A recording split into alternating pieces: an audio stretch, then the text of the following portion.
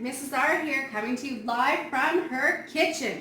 It's that time of year again when it's campfire time, but not all of us can have a campfire because we might not live in a situation where we can.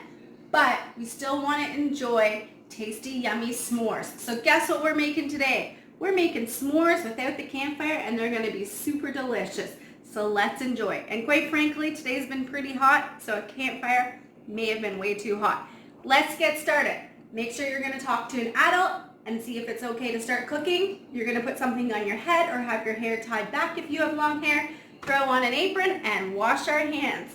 So I'm going to go over to the kitchen sink, put some soap on, and give my hands a good scrub to get all of the germs and bacteria off of them from our day's work. Wash all the soap off. Perfect. You want to be washing your hands for approximately 20 seconds. And let's get to work. I'm going to be honest with you, I've actually never made this recipe before, so I'm doing it with you together. It does call for heavy whipping cream. I don't have whipping cream, but I do have this half and half cream, so hopefully this is going to work. So to start, it says, place 2 cups of chocolate chips in a small bowl. So I'm going to get my measuring cup that says 1 cup.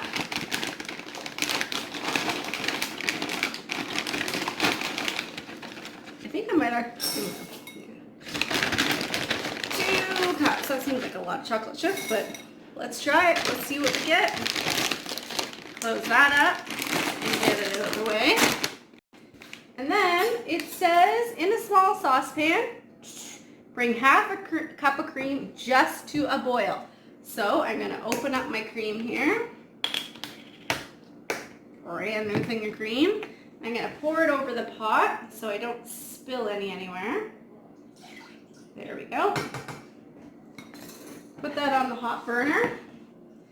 And since we're boiling it, we can actually turn our burner up. It's really important that you do not leave a burner unattended. Don't go make a phone call or play a game on your phone or go chat to someone. When you turn the burners on, this is where your attention and focus is.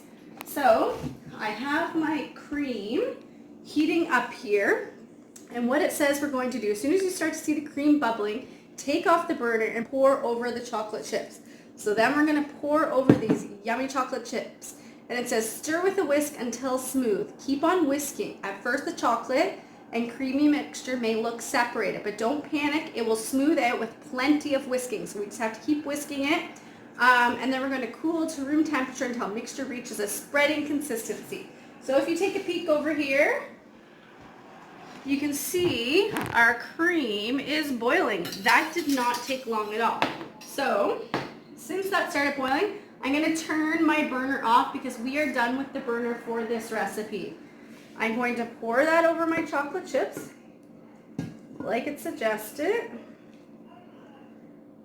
Put the hot pot back on there, and it said just to whisk this, so we're going to whisk it. And as you can see, it's starting to melt the chocolate chips, but they're right. It really is looking kind of separated. Like you can see the milk and you can see the chocolate. It almost looks like a yummy chocolate milk. So we're going to keep whisking, and I'm not sure a whisk was a great tool to be using for this because I feel like the chocolate is getting, and hopefully the half and half cream is going to work. I don't know. We're going to give it a whirl and see what we get. Oh, I can see it. It's starting to come together now. You can look at that. That looks really nice.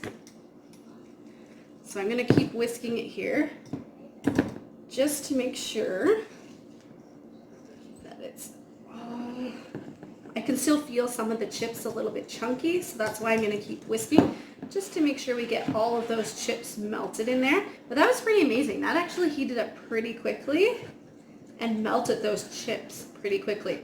So just be careful. I should have mentioned that when I was pouring that cream. That cream is pretty hot, so just be careful when you're pouring that your hands are away from the bowl and you're pouring. If you need to get an adult, that's a great time to ask an adult for some help, because you do not want to burn yourself with a hot cream. Well, that looks pretty delicious to me, I must say. So I'm going to just do that. I'm going to put this in the sink like so. And it says we need to let this cool now. So I'm going to put it in the freezer while we do the next step, okay? So we'll pop it in here. Maybe freezer's very full. All right, now it says spread the chocolate mix over the half the gram center. Okay, so you're gonna need this stuff, and it's called marshmallow fluff. I was wondering if you could just use some marshmallows and melt them. I'm pretty sure that you probably could, but we're gonna follow the recipe this time, and I'm going to get this marshmallow fluff out of here. Let's take that off. And we are going to, on half of the graham crackers, put, you might need a knife, it's a little bit stiffer than I was anticipating.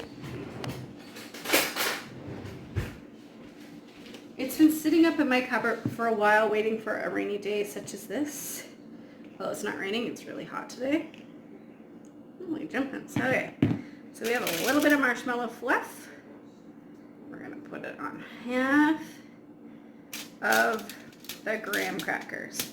So we're gonna do this to all of them. And at the snap of my fingers, these are going to be all done. And here they are, all marshmallow. I took our chocolate out of the freezer. It's a little bit thicker and not so runny now, so now we can start buttering the other half of our crackers. I'm just gonna take my knife and put some chocolate on there. You can put as much or as little as you want, like so. This is just gonna take us a minute, but you guys can stay with me for this. It shouldn't take too long. And then we're gonna push these together and you have little s'mores. Pretend you're camping. Now you're gonna find that there's a lot of chocolate left. I'm not really sure why they said 2 cups of chocolate unless you're supposed to, oh no! That marshmallow stuff is really sticky, so just be careful. Unless you're gonna make a lot of these, which you could possibly do.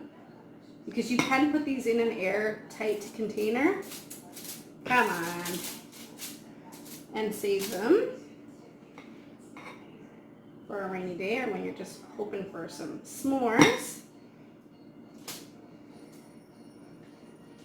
I'm gonna have one short here because I kind of ate one while I was waiting for the chocolate to thicken up. So I'm going to use, the recipe does say to melt more chocolate to dip these in. I'm just going to use the chocolate that we have here. I don't see why it's not going to work, but I mean, I guess I'll get back to you and let you know if it did work or not. So what we're going to do here, once we have these all,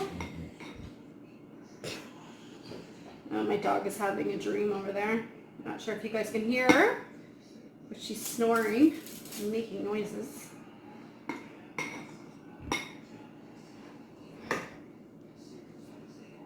Perfect. Okay, so we have those all ready. So now we're simply going to put those on top, like so. These are already looking delicious. I really can't wait to try one of these, even though I'm supposed to be eating healthy, as my daughter keeps reminding me. These are going to be worth the treat.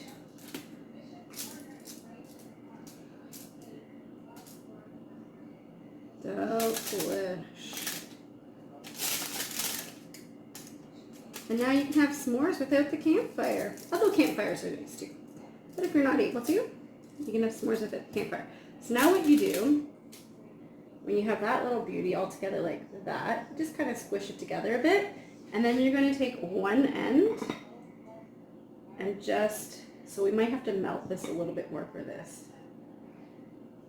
Dip one end in the chocolate. So what I'm going to do, I'm going to throw this in the microwave just for a few seconds. Maybe about, I don't know, 20 seconds, just a little bit runnier to put on there, because right now that's not looking very pretty. It looks yummy, but it doesn't look pretty, and we want it to look pretty. This looks pretty. That one kind of looks like a mess. But don't you worry, I'll eat that for you guys. Perfect. So I'm going to give this a little stir again. Oh yeah, that's a bit better. I'm going to take my pretty one and I'm just going to dip it in there.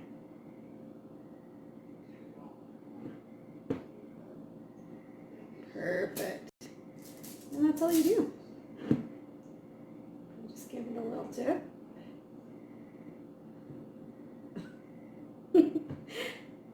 Apparently they're not easy to handle because I am struggling holding these and making a big mess. But you know what? I bet you they're going to taste good. So you're going to do that with the rest. You can put them in a container and eat them. But I think this is what it's supposed to look like when it's out. Lovely and pretty. Let me try it. See if it's worth you guys trying. Guys, you need to try this recipe. We made s'mores without the fire. Delicious. Can't wait to see you guys next time. Have a great day.